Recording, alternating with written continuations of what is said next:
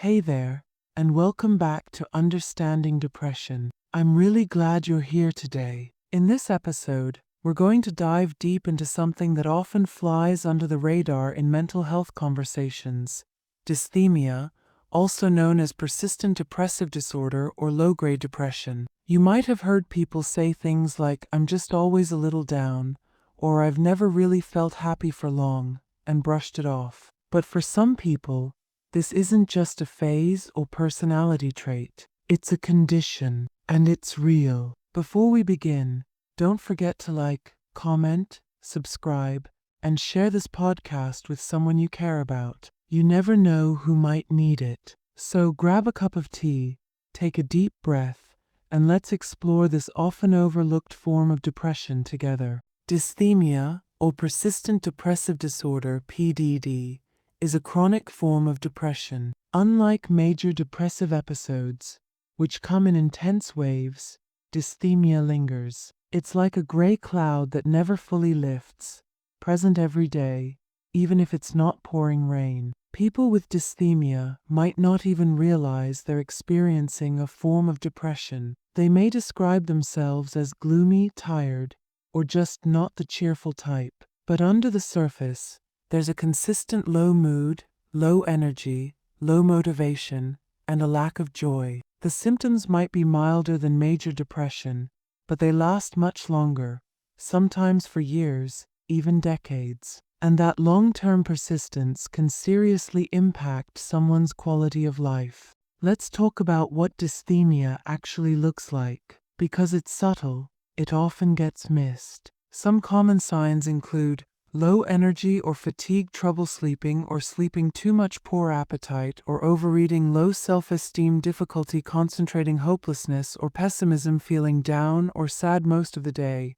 More days than not, these symptoms must persist for at least 2 years in adults and 1 year in children or adolescents to be diagnosed as dysthymia. But here's the thing: many people with dysthymia just think this is how life feels. They may not even know what it's like to live without that emotional fog. Let's bring this to life with a story. Jordan is a 35-year-old graphic designer. For as long as he can remember, he's felt tired. Not physically, emotionally. He goes to work, meets deadlines, sees friends occasionally, but inside, there's a dull ache. He doesn't feel excited about anything, and he can't remember the last time he felt genuinely happy. He tells himself, "Maybe I'm just lazy," or "maybe this is just adulthood." But his energy never returns. He starts skipping gym sessions. He withdraws a bit, still functioning,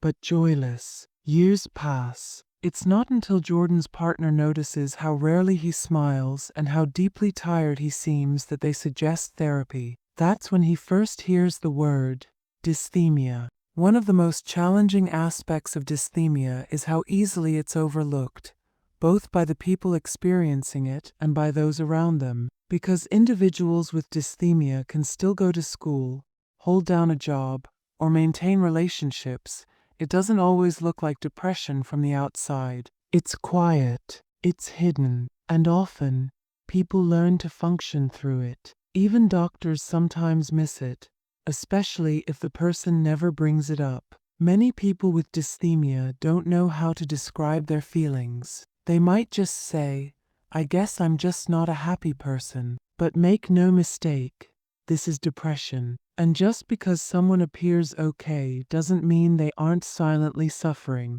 What makes dysthymia particularly painful is its duration. Living with low-grade depression for years can wear a person down in slow motion. Imagine carrying a backpack filled with stones. It's not heavy enough to make you fall, but it's heavy enough that you feel it with every step. You learn to live with it, but it changes the way you move through the world. Many people with dysthymia report feeling emotionally numb over time. They stop expecting happiness. They stop trying to dream big.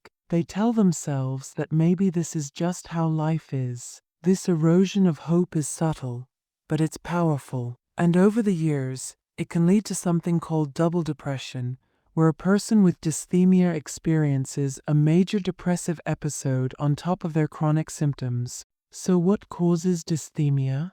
Like many mental health conditions, it's multifactorial, meaning there's no single cause. Genetics can play a role. If you have a family history of depression or mood disorders, you may be more likely to develop it. Personality traits like perfectionism, high sensitivity, or low self-esteem can also increase risk. And environmental factors, such as childhood trauma, neglect, or long-term stress, may contribute to how the brain wires itself to process emotions. Neurochemically, it involves the same brain circuits and neurotransmitters as major depression, like serotonin, dopamine, and norepinephrine, but the patterns tend to be more long-lasting and less intense. It's not about being weak. It's about how your brain processes mood and stress over time. Many people live with dysthymia without ever receiving a diagnosis. They build entire lifestyles around coping,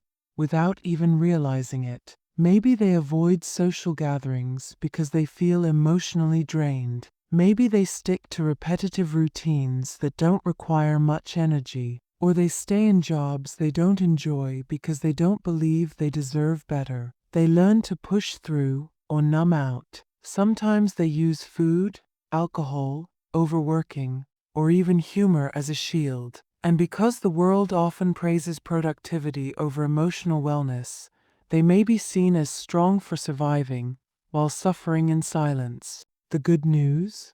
Dysthymia is treatable, but because it tends to fly under the radar, treatment often begins much later than it should. Psychotherapy, particularly cognitive behavioral therapy, CBT, has shown great success in helping people with persistent depressive disorder. Therapy can help individuals identify and shift negative thought patterns that have become second nature. In some cases, antidepressant medications, such as SSRIs or SNRIs, may also be helpful. They can give the brain a much-needed lift and make emotional processing easier. What's especially important with dysthymia is patience. Because it develops over time, recovery may also take time. But with consistent support, improvement is not just possible, it's real.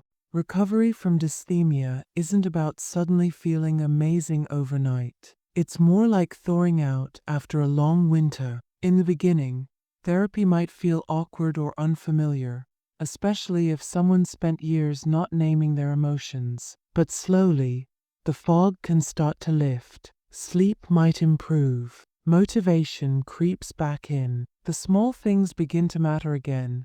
Laughter with a friend, the beauty of morning light, the feeling of actually being present. The healing process often includes grieving. Grieving the lost years. The dreams that were paused. The you that might have been, had things been different. But that grief is part of growth, and growth is part of healing. If you care about someone who might be living with dysthymia, your support matters more than you know. Because symptoms are subtle, your loved one might not even realize something's wrong. They may not ask for help directly. That's where gentle, consistent presence makes a difference. You might say, "I've noticed you haven't seemed like yourself lately. Want to talk?"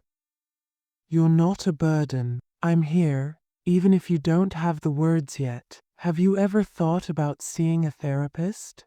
I'd be happy to help you find one. Avoid trying to cheer them up or fix things immediately. Just listening, believing, and standing beside them can create a space for healing to begin. One of the hardest things about dysthymia is how invisible it is. Because it doesn't always look like typical depression, there's no crying spells or complete withdrawal. Society often misunderstands it. People might say things like, "You're just tired. Try being more positive. You have a good life. What are you sad about?" These comments, though well-meaning, can feel invalidating. They add a layer of shame to an already isolating condition. Part of healing involves reclaiming your truth, that your struggle is real, that your pain is valid, and that you deserve support, even if it doesn't look like someone else's. What does life look like after dysthymia? It's not perfect, but it's full of possibility. Many people describe their first real recovery moments as emotional awakenings, like suddenly realizing music makes them feel something again, or laughing without forcing it, or having the energy to dream about the future. For others, it's simply peace, not constant happiness, but emotional stability, a new baseline, the absence of that constant weight. And while setbacks may happen, as with any chronic condition, the difference is they now have tools, a therapist they trust, a friend they can call, the self-awareness to notice when the fog starts creeping back in. If any part of this episode sounded familiar, maybe a little too familiar, I want to speak directly to you now. You are not lazy. You are not broken. You are not just dramatic or too sensitive. If you've spent years surviving quietly, pushing through,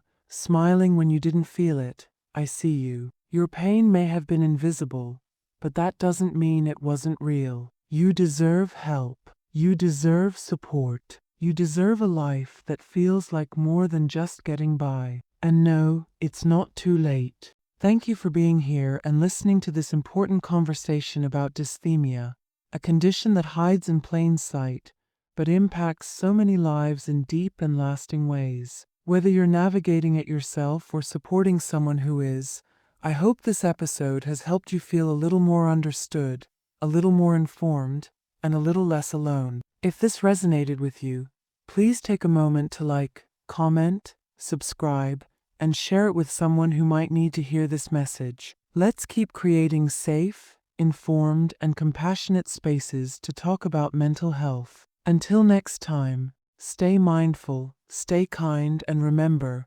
healing is possible, even if it's slow. You talonne.